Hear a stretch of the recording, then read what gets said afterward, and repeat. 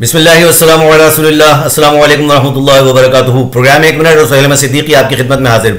आज 14 अगस्त सन 2023 से और आज के दिन की मुनासबत से हम बहुत सी बातें कहते करते सुनते हैं मगर अमल नहीं करते।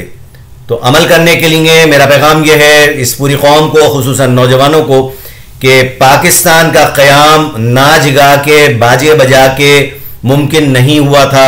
हमारे बुजुर्गों ने बड़ी कुर्बानियाँ दी थी। सियासी मैदान में जो जद्दोजहद की थी वो अपनी जगह पर, बाकायदा जिहाद भी किया था, तहरीक भी चलाई थी, मुज़ाकरात भी किए थे, कुर्बानियाँ दी थी जानो माल इज़्ज़त व आबरू की, तब जाके कहीं पाकिस्तान मिला था। नाचना गाना बंद करें, पा पा पू पू करना बंद करें, गोलियों की तड़तड़ बंद करें।